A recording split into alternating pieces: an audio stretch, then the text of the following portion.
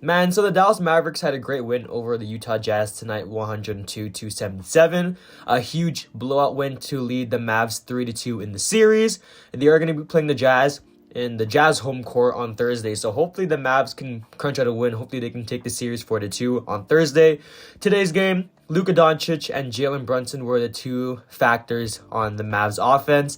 And defensively, I mean, Dorian Finney-Smith, Reggie Bullock, and even Dwight Powell all played pretty well. So we're going to go over the game, talking about the box score, talking about the Utah Jazz, talking about the Mavericks, and the series moving forward. So what's up? My name is JDC. If you like the video, drop it down below, subscribe to the channel. I'd appreciate it. And let's get into the video. So first of all, I want to say Luka Doncic, man, he has been a huge factor for this Mavs team in the playoffs. You know, obviously didn't play, I want to say in game 1, game 2, or game 3, right? I think that's right. Because Jalen Brunson, you know, he dropped 30 points the third game and then 40 in the second game. So I remember that game, Luka wasn't playing. So Luka coming back into the offense really just changed the Mavs offense. I mean, there was a lot of ISO plays ran today for Luka, and it makes sense because he really is the main focus of the offense. And with Jalen Brunson there being the secondary ball handler, I think that's a pretty great duo in Brunson and Doncic. They can kind of play off each other, and even with Brunson kind of running the primary ball handler duties whenever Luka Doncic is on the bench, then it's a pretty great sight to see, because Doncic and Brunson, they're one of the more underrated duos in the playoffs right now. So we'll go over the box score. Luka Doncic, 33 points, 13 rebounds, and 5 assists. 11 of 22 from the field and 3 of 10 from 3. Did have 5 turnovers and went only 3 of 10 from the 3, but nonetheless, he had a pretty great game. 11 of 22, pretty efficient. 33 and 13. I mean, Luka, he's finally going to get out of the first round. I wouldn't say he's going to get out of it because nothing's guaranteed yet.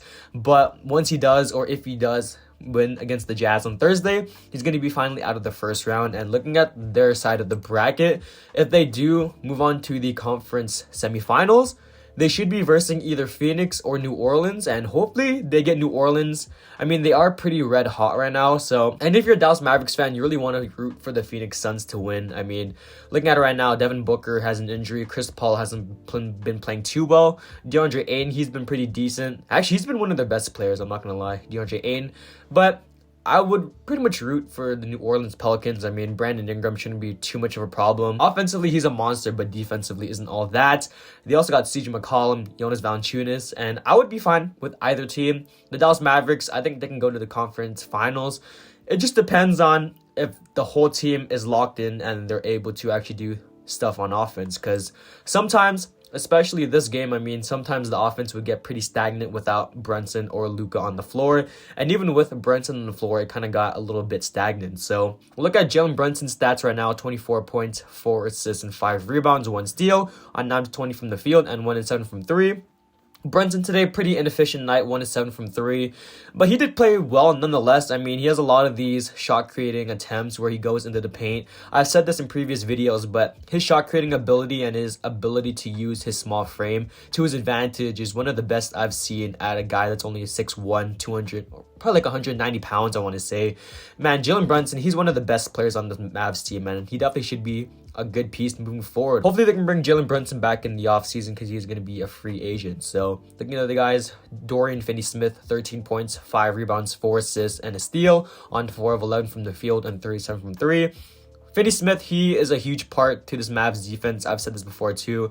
Smith, I think, yeah, he got the contract extension, I want to say, this season, and I think it's pretty much well-deserved because Finney-Smith, he's a huge part to this Mavericks defense, and even offensively, I mean, 3 of 7 from 3, playing his role to the best of his ability, and it's definitely working out, and he should be a pretty important role player for this Mavs team if they do make the finals. So, Reggie Bullock, 9 points, 7 rebounds, 2 assists, and 3 steals, so 3 of 9 from the field and 3 of 9 from 3. He did get ejected in the fourth quarter because of an altercation with Hassan Whiteside. Whiteside got ejected. Bullock originally had 1 technical, but then got ejected. Dorian Finney-Smith had 1 technical foul.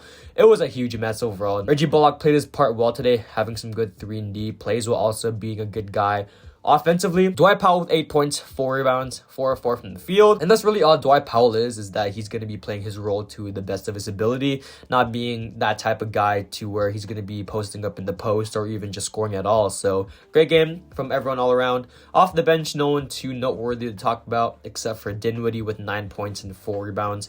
I mean, at this point, the bench, Dinwiddie and Bertans, they're kind of a really inconsistent bench. I mean, Kleba tonight had 5 rebounds in 20 minutes. Dinwiddie had 28 minutes and only 9 points. It's going to be nights like this where a lot of the guys are going to be pretty inconsistent. So I think in the offseason, they do get some more bench pieces to help this team, and they should be pretty much set for the next season. So looking at the Utah Jazz side of things pretty quickly, nothing too noteworthy to talk about except for Rudy Gobert with 17 points and 11 rebounds, and Jordan Clarkson off the bench with 20 points, 4 rebounds, 3 assists, and 2 steals. Donovan Mitchell today, an absolute horrible game from Donovan Mitchell. 9 points and 2 rebounds, 1 steal, 1 assist. 4 of 15 from the field, 0 of 7 from 3. The Jazz today only shot 38% from the field, which is 29 of 77, and 10% from 3, which is 3 of 30. So the Jazz today had a huge meltdown today on offense. It was a horrible sight to see. Bojan Bogdanovic wasn't hitting any shots. Royce O'Neal wasn't hitting any shots. Mike Conley, only 27 minutes and only had 6 shots.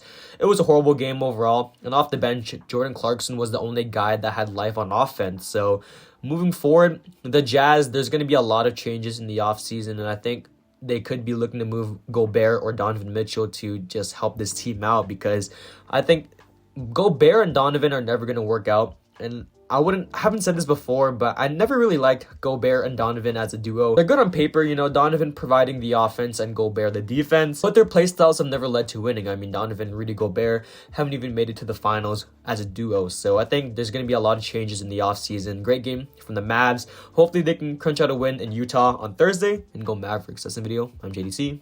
Peace.